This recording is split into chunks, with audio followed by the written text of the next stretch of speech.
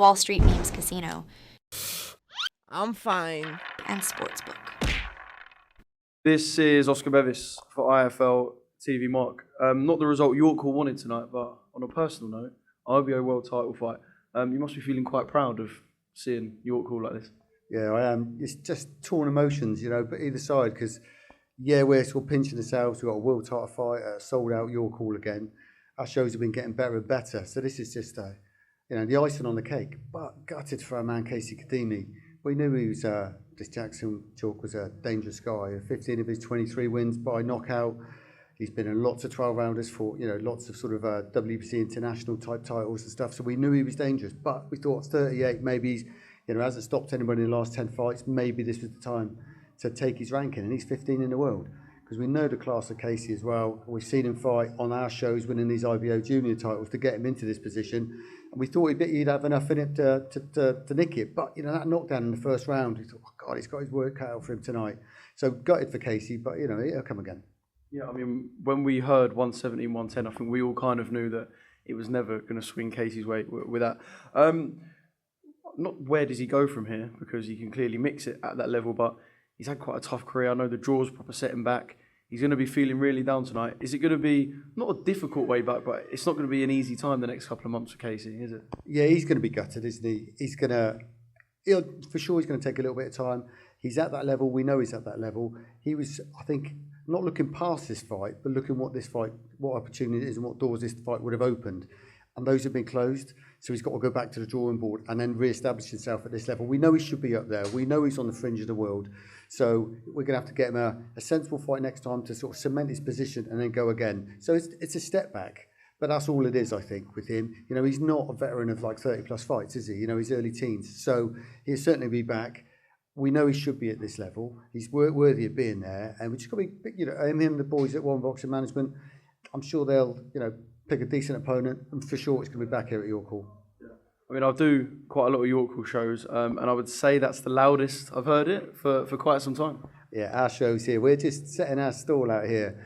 We started off... I said to you, it's easy, isn't it, promoting? It's easy. Yeah, I'm sure. I don't know what everyone complains about. Easy. Easy when you're Mark Neilson. Yeah, so say. We started here at York Hall only a couple of years ago, and it started off with a 5-6 fight card, with a sort of half-empty arena, and it took us a little while to find our feet, to get established in the area, to build relationships with the promoters here, the managers, the trainers, the boxers. We didn't know anyone. But now we know everyone, they know us. We've got boxers queuing up to go on. We're oversubscribed on every show we've got.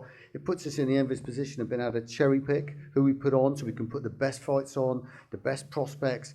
We can work with the IBO. I think that's the 6th or 7th IBO title fight we've done now. They're great to work with. It's a great platform for our boxers to look forward to. And see, in a sold-out York Hall arena, they call it the iconic York Hall, and it certainly is, because all the boxers love fighting here. And promoters love promoting here. And my name's on a big list of promoters who've promoted here. So that's also a pinch yourself moment. Yeah. And it was streamed on Queensbury as well. This wasn't during the main event, but I looked even a couple of fights in and there was 1,800 people on. So by the time the main event, there would have been more. And I guess you kind of got your logo going across it, just from like a brand aspect, being on Queensbury, massive plus as well. Yeah, that just gives us credibility. It shows how far we've come. Our fights they're on all the betting sites tonight. So they're it's on Sky Bet. So they shows the credibility that we've got to be able to have our fights on those sort of platforms. I think it was going out on Telegram, being streamed to all the Afghan audience. So there's people who have been watching this who aren't on the YouTube, but there was thousands, wasn't there? And the comments. So, and it's to see our logo on that. It's credit to the team that I work with, and we've got a great team, put an awful lot of work in. But to tell you what, Oscar, we're just getting started. Yeah, so where do we go next? Bigger and better. Yeah. Is it tough because obviously I know you can grow the small hall stuff and you can get to this. I guess the next step's kind of the biggest, taking it above this and like moving out the small hall bracket almost. Yeah, there's only sort of 4 sort of like TV contracts, isn't there? You've got the big guys.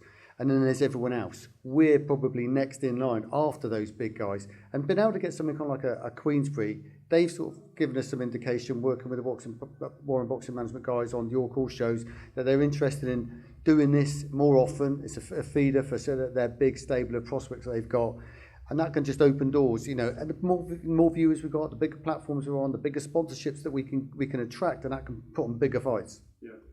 So can you just kind of do the promotional run through of what you got coming up? I know it's a packed schedule. We're back out 1st of March here. We've got an IBO Youth World title, Jimmy Lee, and a stat card of prospects of 50-50 fights. April 13th, we're back at Swindon. Lewis Roberts versus Jack Hughes in a rematch of their Commonwealth Silver English Eliminator. We're hoping to get it over the line for a full English title because Ashley Lane has now got Chris Bourke in the British. And we've got, again, all our decent Swindon prospects. We've got Jack Bannister, we've got Conor Gray, we've got Shab Hadri, just won an IBO. We've got a Nigerian too, Elizabeth Ishobo, who's number 3 in the WBC.